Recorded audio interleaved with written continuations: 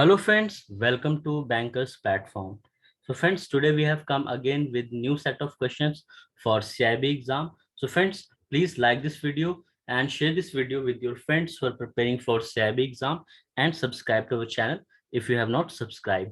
So friends, today we will discuss the memory recall questions for bank financial management subject of CIB. And friends, please make notes of these important questions and it will be very helpful for you in future.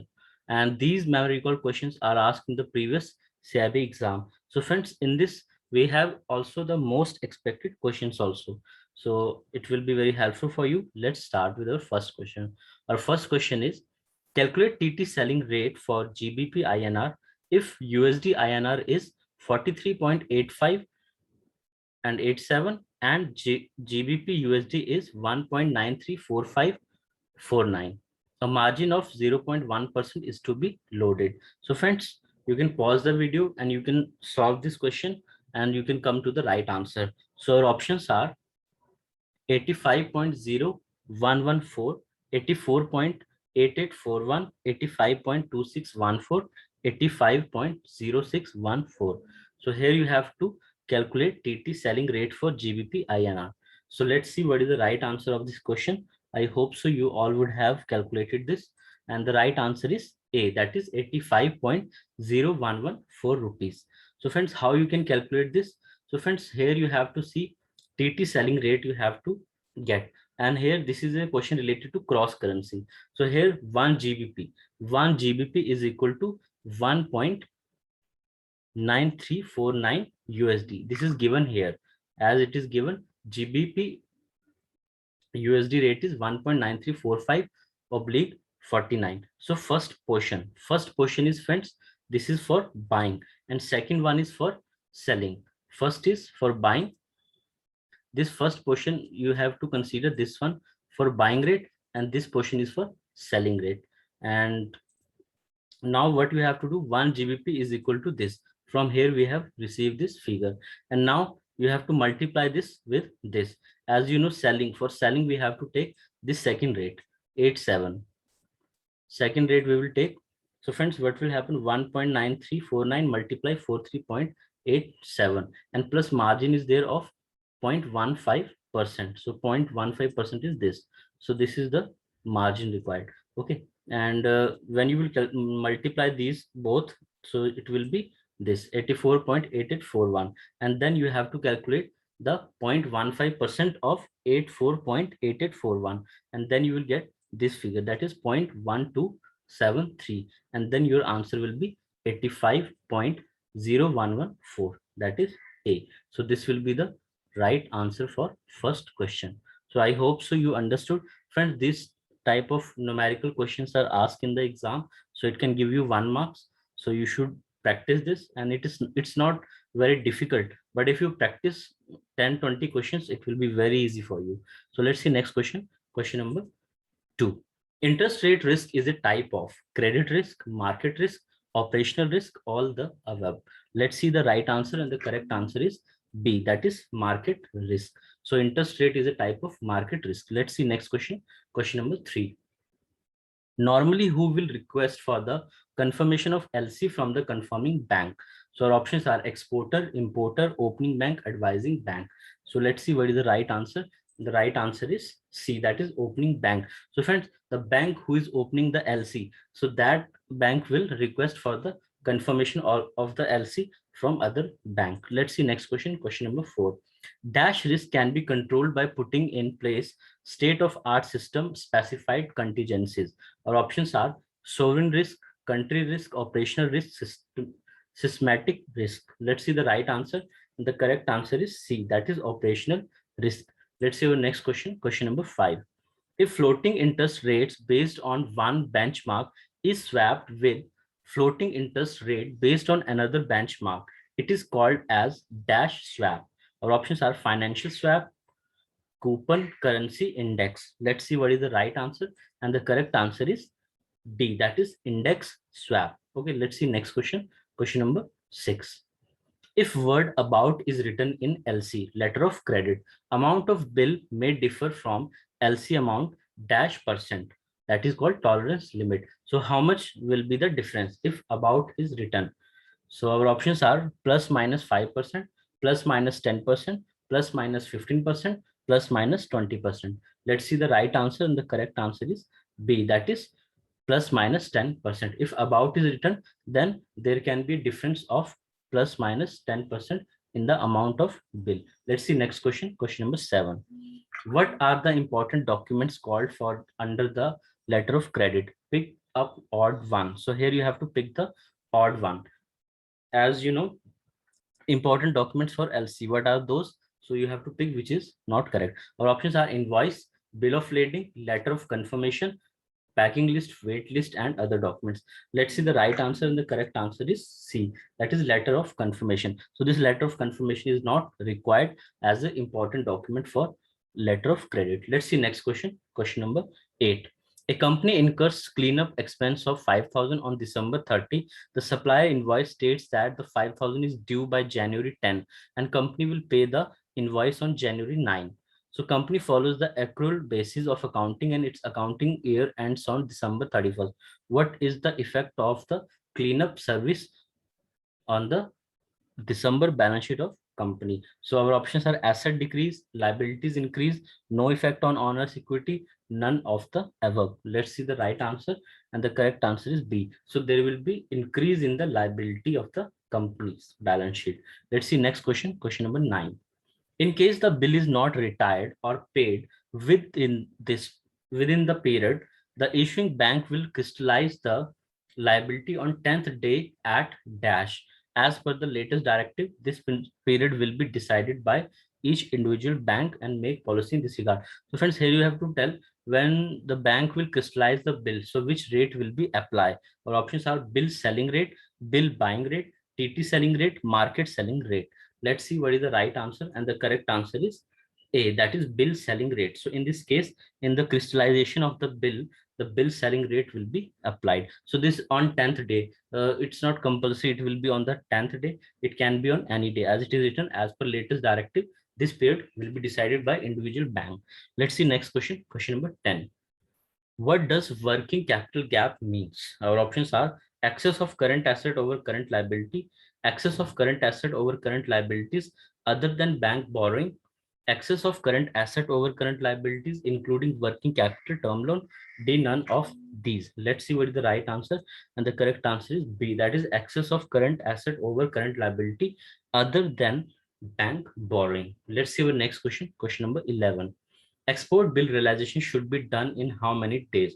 Our options are 180 days, 9 months, 1 year, 15 months. Let's see next right answer, and the correct answer is B, that is 9 months. So whatever the export bills are there, that should be realized in 9 months. Let's see next question.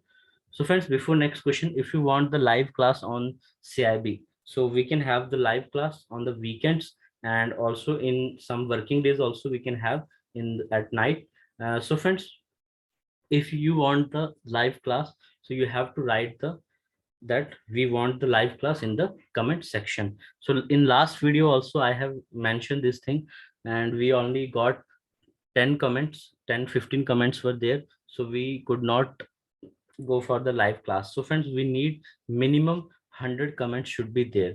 So friends, when minimum 100 comments will be there, then only we will have the live class at night and on the weekends, and it will be very helpful for all of you for your revision of whatever you have studied. So friends, 100 comments can be done if you share this video with your friends who are preparing for CIB exam in your WhatsApp group and Telegram group, so that more people can watch this video, and we will have the 100 comments, then we'll come online for the class, and that will be a very healthy class for all of you, and you can get a lot of things from that, and it will be very beneficial because now very less time is there, and I hope so you all would have studied, and now it's time only for the revision. So as much as questions you will see, and as much as you will revise the things, that will help you in getting passing marks in the exam. And it's not difficult to pass this exam, very easy, but if you revise properly. So let's see how many comments will be coming. As per that, we will have the live class. Okay, let's see next question. DDA account can be opened by the exporter for transacting business in foreign exchange. An exporter can have maximum dash DDA account. So DDA is diamond dollar account. So how much maximum amount can be accounts can be there? Our options are 2, 4, 5, 10. Let's see what is the right answer. And the correct answer is C, that is 5 accounts. So maximum 5 account can be opened in diamond dollar accounts. Let's see our next question. Question number 13. Guidelines for export and import credit are governed by RBI, DGFT, SEBI, FIDI. Let's see the right answer, and the correct answer is B, that is DGFT. So question number 14. If fixed interest rates are swapped with floating interest rates, it is called as dash swaps. Our options are financial, coupon, currency, interest. Let's see what is the right answer, and the correct answer is D, that is interest swap. So friends, if fixed interest rate is swapped with floating, then it will be interest swaps. Let's see next question, question number 15. The bill of exchange or drafts are drawn with certain usance period and are payable upon acceptance at a future date, subject to receipt of documents conforming to the terms and condition of the LC. So this type of LC, what it will be called? Our options are a deferred payment credit under the acceptance credit in a negotiable LC, under a site LC. So what's the right answer, friends?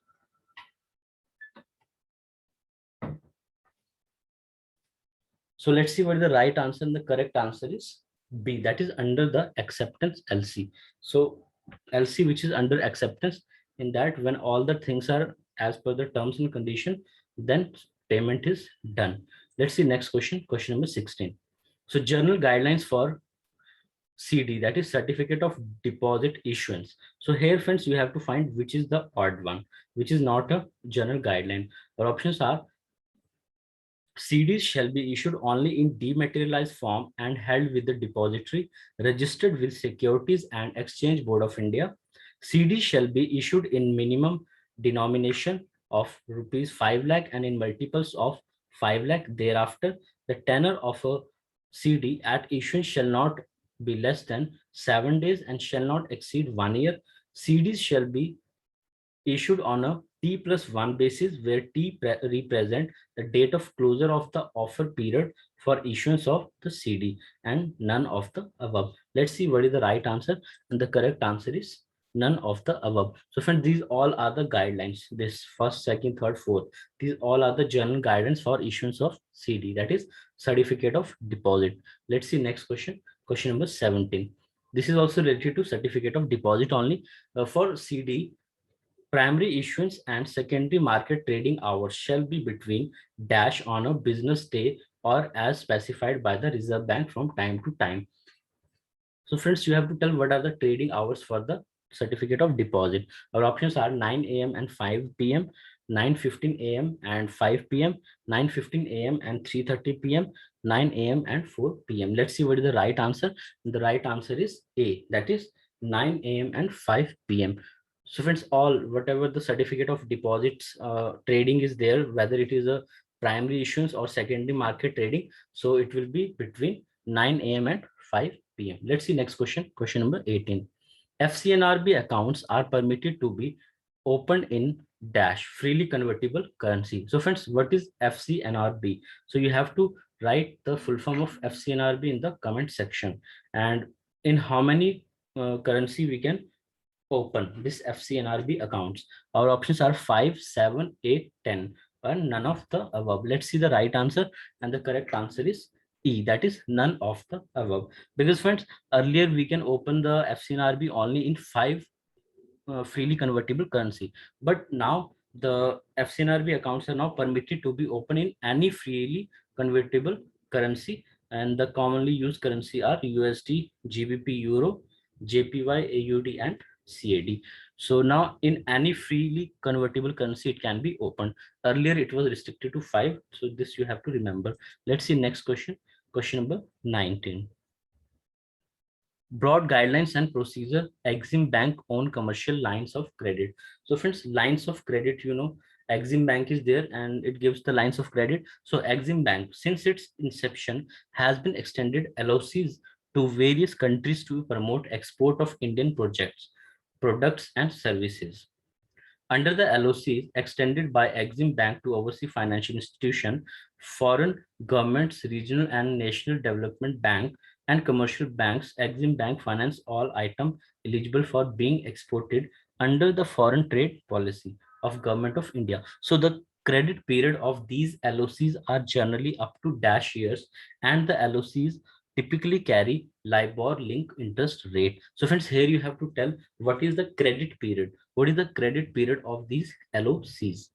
So you have to tell what is the credit period of these LOCs, and you can remember that for LOC the LIBOR link interest rates are used. Okay, let's see what is the right answer. So correct answer is up to 7 years. So the period of these LOCs are generally up to 7 years. Let's see our next question, question number 20. So this is related to buyer's credit. So overseas buyers can avail of buyer's credit from Exim Bank for import of eligible goods from India on deferred payment term. As per memorandum PEM guidelines, RBI has authorized Exim Bank to extend overseas buyers credit up to USD dash million for project export without seeking approval of RBI. So you can give the answer. What is the amount up to which the Exim Bank can give the buyer's credit without seeking approval of RBI? Let's see what is the right answer. And the correct answer is USD 20 million. So up to USD 20 million only the buyer credit can be given by Exim Bank. So friends, this is a set of 20 questions, and I hope so you all are benefited from these questions. These in these question memory recall questions and the most expected questions are included. So thank you friends, thanks for watching. So friends, please like this video and share this video with your friends who are preparing for CIB exam, and subscribe to our channel if you have not subscribed. Thank you friends, have a nice day.